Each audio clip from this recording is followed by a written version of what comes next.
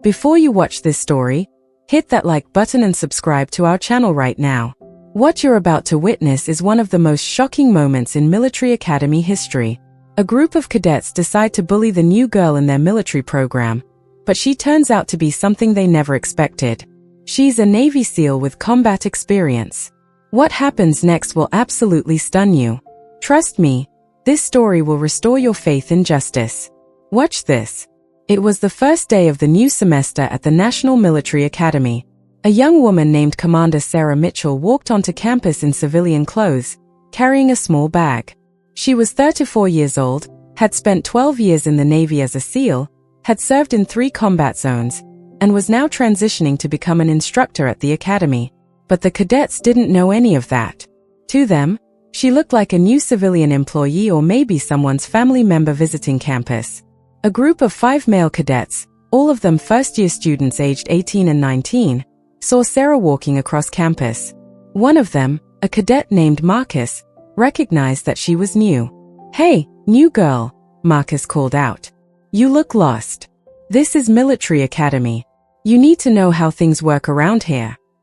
Sarah stopped and looked at the cadets. She could immediately tell what was happening. These were young men who thought they could intimidate someone they perceived as weaker than them. "I'm fine," Sarah said simply. "I'm exactly where I need to be." She started to walk away, but the cadets followed her. "Wait," another cadet named Tyler said. "We were trying to be nice. We're just welcoming the new girl to campus." Sarah understood what was happening. These cadets were about to try to haze her. Hazing was technically against academy rules, but it still happened. These young men thought they could bully someone who looked defenseless. What they didn't know was that Sarah wasn't defenseless. Sarah was one of the most highly trained combat specialists in the world. She decided to let them make their move. Sarah Mitchell had joined the Navy at age 22 after completing her college degree in exercise science and psychology. She'd applied to be a Navy SEAL, one of the most elite military units in the world, knowing that it would be an incredibly difficult challenge. The Navy SEAL training program, known as BUDGAS, Basic Underwater Demolition SEALs, is considered one of the most grueling military training programs in the world. Only about 20% of people who attempt it complete it. It involves months of intense physical training, psychological testing, and extreme stress. Sarah had not only completed BUDOS, she'd graduated top of her class. For the next 12 years, Sarah had served as a Navy SEAL. She'd deployed to Afghanistan 3 times. She'd been involved in combat operations. She'd been injured in combat twice. She'd lost friends and fellow operators to enemy fire. She'd also broken barriers as a woman in a male-dominated field. She'd earned the respect of her fellow SEALs through her skill, her courage, and her determination. She'd been promoted to the rank of commander. She'd become one of the highest-ranking women in the SEAL program. But after 12 years of combat operations, Sarah had decided to step back from active duty. She wanted to share her knowledge and experience with the next generation of military officers. She wanted to teach at the academy. When Sarah had arrived at the National Military Academy, she hadn't introduced herself to the cadets. She'd planned to introduce herself properly in her first official class. She was wearing civilian clothes because she was transitioning between assignments. But the group of 5 cadets didn't know any of this. They saw a woman alone on campus and decided to test her. They decided to see if they could intimidate her into participating in some kind of hazing ritual. It was a mistake. Sarah had learned long ago that sometimes people needed to experience the consequences of their actions to understand why those actions were wrong. She decided to give these cadets that experience. The 5 cadets, Marcus, Tyler, Derek, Jason, and Kevin, surrounded Sarah. "New girl," Marcus said, trying to sound authoritative. "You're on our campus now, and there's a tradition. New people have to participate in the Newcomer Challenge. It's a test of strength and courage." Sarah looked at each of the 5 cadets carefully. They ranged from about 6 feet to 6'2". They all looked like they'd been working out. They were all physically strong. They were also untrained, undisciplined, and overconfident. "What exactly is this Newcomer Challenge?" Sarah asked, playing along. "We grab you," Tyler explained. and try to move you from this spot to that spot over there. You try to resist. If you can resist all 5 of us, you pass. If we move you, you participate in whatever embarrassing task we give you." Sarah looked at the distance between the 2 spots, about 20 feet. "Okay," Sarah said. "Let's do it." The 5 cadets moved towards Sarah, confident that they would easily overpower her. Marcus and Tyler grabbed her from the front. Derek and Jason grabbed her from behind. Kevin stood to the side, ready to help if needed. They all started pulling at once, trying to drag Sarah across the 20-foot distance. What happened next shocked all 5 of them. Sarah didn't resist by pushing back. Instead, she used their own momentum and force against them. She understood leverage, balance, and energy transfer in a way that these untrained cadets couldn't comprehend. Sarah twisted her body and used her core strength to create an anchor point. The 5 cadets couldn't move her. They couldn't get her off the ground. She was completely immobile. "What the?" Marcus started to say. But Sarah wasn't done. With a powerful motion, she shifted her weight and brought all 5 cadets tumbling to the ground. They crashed into each other, ending up in a confused pile on the ground. The entire thing took maybe 5 seconds. Sarah stood over them, completely untouched, not even breathing hard. "You're done," Sarah said calmly. "Get up. Move over there. And understand something. You should never do this again. To anyone." The 5 cadets scrambled to their feet, shocked and confused. They'd just been completely overwhelmed by a woman who looked like she weighed maybe 130 pounds. "Who are you?" Derek asked, his voice shaking. "My name is Commander Sarah Mitchell," Sarah said. "And I'm the new hand-to-hand combat instructor here at the Academy. I suggest you all enroll in my classes.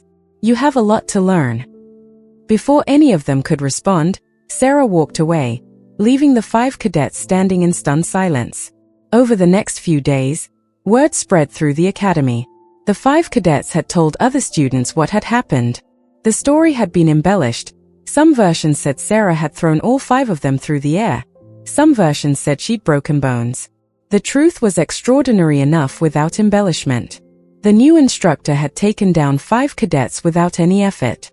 By the time Sarah taught her first class, every cadet on campus knew who she was. When she walked into the classroom, there was complete silence.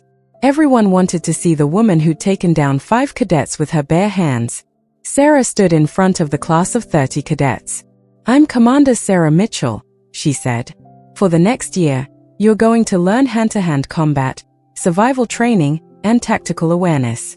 Some of this will be difficult. Some of it will be physically painful. Some of it will challenge your mental toughness in ways you've never experienced." She paused, making eye contact with different students. "But I'm not here to hurt you or to make your lives miserable," Sarah continued. "I'm here because I want you to survive. I've been in combat situations where the difference between life and death was knowing how to defend yourself, how to stay calm under pressure, and how to work as a team. I'm here to teach you those skills." The students listened carefully. They could tell from the way Sarah carried herself, from the clarity in her voice, that she was someone who knew what she was talking about. Sarah told them about her 12 years in the Navy SEAL program. She told them about her deployments.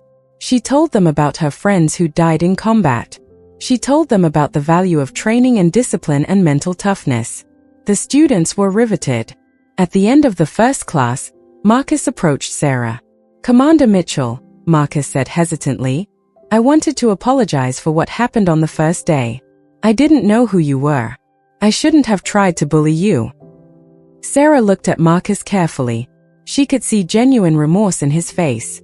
"I appreciate the apology," Sarah said. "But I want you to understand something. Even if you had successfully bullied me, it would have been wrong. It doesn't matter if someone is weaker than you or if you don't know who they are. Bullying is always wrong. Do you understand?" "Yes, Commander," Marcus said. "I do." "Good," Sarah said. "Now, are you going to take my class seriously? Are you going to put in the work to become a better soldier?" "Yes, Commander," Marcus said, and he meant it. Sarah's combat training class became the most popular class at the Academy. Every cadet wanted to take it. The waiting list was enormous. But more importantly, the way the cadets related to Sarah and to each other changed. Sarah taught them about respect, discipline, and the importance of training seriously because real lives depended on it. The 5 cadets who tried to bully Sarah, Marcus, Tyler, Derek, Jason, and Kevin, all enrolled in her class. They became her most dedicated students. They understood that they'd made a mistake, and they were determined to learn from her. Sarah didn't go easy on them. She pushed them harder than she pushed any other student. But she also showed them genuine care and investment in their development as soldiers. After 3 months of training, Marcus came to Sarah's office. "Commander Mitchell," Marcus said, "I wanted to thank you. Not just for the training, but for the lesson you taught me that first day. That lesson about respect and not bullying people. It changed how I think about everything." Sarah smiled. "That was the goal," she said. "Combat training isn't just about teaching you how to fight. It's about teaching you about character, about discipline, about understanding that you're going to be leaders of people. The soldiers under your command will follow your example. If your example is bullying and disrespect, that's what your unit will become. But if your example is discipline and respect, that's what your unit will become." Marcus nodded, understanding. Over the next year, Sarah became one of the most respected and beloved instructors at the academy. Her classes were intense, but students felt like she genuinely cared about their development. She challenged them to be better. Sarah also worked with the academy administration on curriculum development. She helped create programs focused on mental toughness, combat awareness, and ethical leadership. She helped shape not just how soldiers were trained, but who they became as people. The story of what had happened with the 5 cadets had become academy legend. It was told to every new class of students as a lesson about not judging people by their appearance and about treating everyone with respect. One day, the base commander called Sarah into his office. "Commander Mitchell," the commander said, "I wanted to tell you that your impact on this academy has been extraordinary. The cadets have never been more engaged. Graduation rates are up. More importantly, the culture here has changed. Students are treating each other with more respect. They are studying harder. They are being held accountable by their peers for their behavior." The commander stood up and extended his hand. "You've changed this place," the commander said. "You've made it better." Sarah accepted the compliment with humility, but she understood that real change came from getting young people to think differently about themselves and about their responsibilities to each other and to the people they would eventually lead. 2 years after Sarah had arrived at the academy, she was being interviewed for a national military publication about women in combat roles and about her transition from active duty to teaching. During the interview, she was asked about the famous incident with the 5 cadets on her first day. "That incident could have gone very differently," Sarah said thoughtfully. "If I'd approached it with anger, if I'd punished those cadets severely, I could have created fear and resentment. Instead, I tried to teach them something. I tried to show them that what they were doing was wrong, not through punishment, but through experience." She paused. "I think we make a mistake in our culture when we assume that the best way to teach someone is through shame and punishment," Sarah continued. "Sometimes people need to experience the direct consequences of their actions in a safe way so they can learn and grow. I'm glad that incident happened because it led to me being able to teach those 5 young men something that I think will make them better leaders." The interviewer asked Sarah about her experience as a woman in the Navy SEALs, a field that had historically been all male. "It was incredibly difficult," Sarah said honestly. "There was sexism. There was doubt about whether women could do the job. There were physical challenges that came from having a different body type than most men. But I also had incredible mentors who believed in me, who pushed me to be better, who showed me that I could succeed." She looked directly at the interviewer. "I decided to become an instructor at this academy because I wanted to be that mentor for the next generation," Sarah continued. "I wanted to show young people, both men and women, that they can be more than they think they can be. I wanted to teach them that the barriers that seem impossible can be overcome through training, discipline, and determination. And I wanted to teach them to respect all people, regardless of gender or appearance or background." Sarah's story began to inspire a broader conversation about women in combat roles and about the value of diverse perspectives in military leadership. Sarah was invited to speak at military conferences. She was interviewed for military magazines and journals. She became an advocate for changing military culture to be more inclusive and more focused on merit-based advancement rather than traditional hierarchies. But Sarah remained humble about her impact. She continued to teach her classes at the academy. She continued to pour her energy into developing the next generation of military leaders. Marcus, the cadet who'd first tried to bully her, graduated from the academy and was commissioned as an officer. When he went to his first command, he implemented some of Sarah's teachings about leadership and respect. His unit became known for having the highest morale and the lowest rate of disciplinary problems on base. Marcus wrote to Sarah after his first year of command, "Commander Mitchell, I wanted to tell you that every principle you taught me, about respect, about discipline, about leading by example, has made me a better officer. I'm doing my best to pass on what you taught me to the young soldiers in my command. Thank you for seeing potential in me even when I was acting like a fool." Years later, when Sarah had completed her time at the academy and was considering what came next, she received an honorary award from the academy for her contributions to the development of cadets and to military culture. The award ceremony recognized Sarah's impact not just on individual students, but on the institution itself. The academy had become known for producing officers with strong ethical grounding, who treated their soldiers with respect, and who led by example rather than through fear. Sarah stood on stage to accept the award, thinking about that first day when 5 cadets had tried to bully her. She thought about how that one moment, handled with intention and compassion rather than with anger and retaliation, had led to years of positive impact. She thought about the hundreds of cadets she'd taught. She thought about the leaders they would become. She thought about the soldiers they would lead and protect. Sarah understood something profound that night. She understood that strength isn't just about physical capability. Strength is about using your abilities in service of something bigger than yourself. Strength is about building people up, not tearing them down. Strength is about leadership that inspires others to be better versions of themselves. As Sarah looked out at the audience, fellow instructors, administrators, graduates, and current cadets, she saw the future of military leadership. She saw young people who had learned to treat others with respect. She saw people who understood that true strength comes from discipline, integrity, and compassion. She saw the impact she'd made. #Bullseye Final call to action. If this story moved you, if it made you think about leadership, about how we treat others, and about the value of giving people chances to learn and grow, then I need you to do something right now. Hit that like button. Share this video with someone. It could be someone in a leadership position, someone who needs to understand that their appearance doesn't determine their capability, or someone who needs to know that teaching someone a lesson doesn't have to mean punishment. Subscribe to our channel so you never miss these stories about strength, leadership, and changing lives. Because here's the truth. We live in a world where people make quick judgments based on appearance. We see someone and assume we know who they are and what they're capable of. But those assumptions are usually wrong. The person who looks weak might be extraordinarily strong. The person who looks inexperienced might have wisdom beyond measure. The person who looks different might be exactly the leader we need. If you're in a position of authority, whether that's as a manager, a teacher, a coach, or a military officer, please think about what kind of leader you want to be. Think about whether you want to build people up or tear them down. Think about whether you want to create an environment based on fear or on mutual respect. Think about how your example will shape the people you lead. And if you've ever felt judged or underestimated because of your appearance, your gender, your background, or your age, please know that those judgments don't define you. Please know that you have the right to prove people wrong through your actions and your character.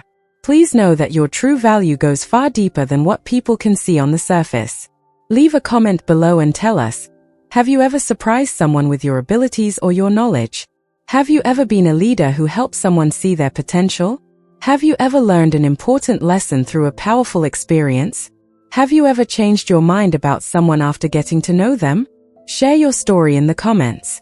Your experience might inspire someone else to look deeper and treat people with more respect. Don't forget to subscribe and hit that notification bell. We release new stories every single week about real people who showed strength through character, who led with integrity, and who changed their communities through their example. We'll see you in the next video. Stay strong, stay respectful, and remember, true strength comes from discipline, integrity, and the wisdom to lift others up. Thank you so much for watching.